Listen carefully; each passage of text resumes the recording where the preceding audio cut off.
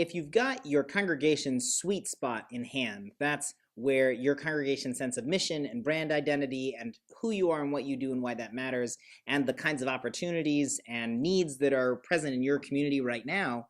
So when you've got that sweet spot piece together, that's when you can bring in the work that you did on creating a persona of your target audience, right? So that hopefully feels like it aligns. If we've done our work so far, then it should feel like a great synergy there. So you want to take that target audience persona and you want to go back specifically to the goals and challenges section. That's the real key here, because what you want to understand is how your congregation can speak to one of those goals or challenges. That's going to be the basis for designing some opportunities for those folks. And the way that you get there is a process called design thinking, which we borrow from different kinds of industries, including the tech industry. But it's really started to get some traction with folks doing social change work and with educators, because at the core, design thinking is about building empathy. It's about building empathy, and it's about forming relationships, not through creating some plan someplace and then rolling it all out, but through what they call iteration, through trying small things, seeing how that works, and trying something then again with what you learn. And that part can be the trickiest for congregations because it requires a lot of sustained capacity and learning from what you've done and then trying something again. So that's why, again, it's important to make sure that you're tapping into things that there's a lot of energy around.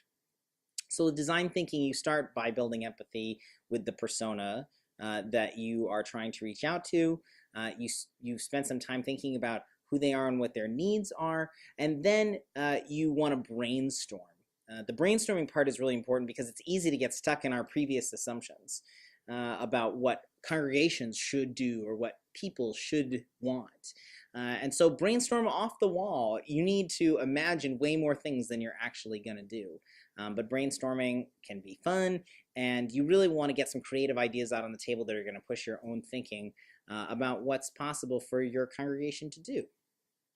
And when you have brainstormed as much as you possibly can, then you want to narrow it down and pick one thing, maybe two, that you can do to reach out to your audience and start to build that relationship. Because again, the point isn't to set a big plan out in front of your project, but to start small and see what kind of traction you get, see what works, see what doesn't, and then learn from there. Revisit that brainstorm list and see what you want to do next. So design thinking offers a more flexible approach to creating any kind of program or opportunity or ministry than the standard 7-point strategic plan created by a committee that was commissioned to do so. It can include more people in the planning or fewer, or they can come and go. It can be a really flexible approach to how you plan and execute events. So we'll post a link in the course description to some more overviews of design thinking, but you really want to think about, again, the tenets of empathy, brainstorming and creativity, and then iteration, trying things over and over again to see what works best. And that's going to be your best ticket for finding new ways to express your congregation's core sense of identity in ways that reach new people. One thing you're really going to want to explore as part of your design process is partnerships with other groups in the community. And partnerships we see through a book called The Brand Idea, which talks about the role of brand identity for nonprofits and social change organizations particularly. One of the three aspects that organizations most need to pay attention to is the affinity of who they are, right? Who they attract to create partnerships with.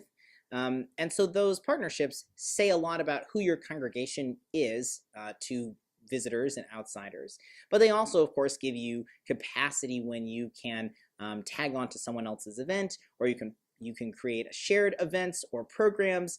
And of course, you get access to their network of promoting the event so that you can reach a wider group of folks. So really think hard about who you can partner with for every single program or event that you do, and it's going to not only save you time and energy because you can share the burden of the planning and running your project, but it's also going to help you more directly and authentically connect with a wider range of people. So let's go to our example of Troop UU Congregation in Pasadena, California, which is really focused on environmental sustainability and environmental justice. If Troop wanted to reach out to interfaith families in their community, they might, for example, create a garden project that helps introduce kids to how to create life, the miracles of life in a garden. And that's something that feels authentic to them, not only because, of course, of the environmental sustainability context, but also is speaking to something that's really connected to their spiritual life as a congregation, not just an activity that seems fun that could engage people. So you want to pay close attention to what those needs you've defined in your target persona.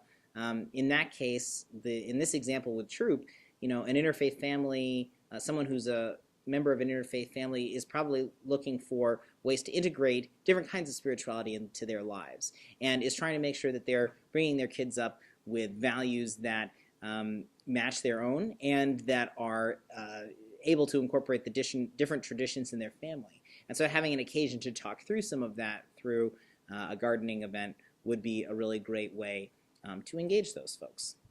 Finally, make sure that when you do the work to plan this well-targeted, brilliant idea event, that's of course just the first stage and trying lots of different things with your target audience, you really want to make sure that you promote it well.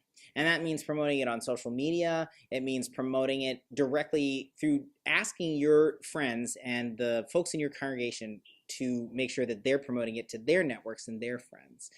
Traditional promotion techniques, putting up a flyer in a coffee shop or another place, a library, a daycare where people tend to go, is great. We've actually got an early version of a promotional toolkit guide that we've been developing here at the UUA that we're going to share with you in the course description. That's going to give you a great overview of different strategies for promoting events and projects. It's going to have a little design thinking references in it, so you may recognize that, and talk about some things that you may not have thought as much about, like paid advertising on social media, which can be a really low cost and effective way of reaching folks who are right in your area. You can target it really nicely by location. So once you design your event, don't forget to promote it, and then you'll be on the first stage of your journey connecting with some new groups of folks. It's pretty exciting.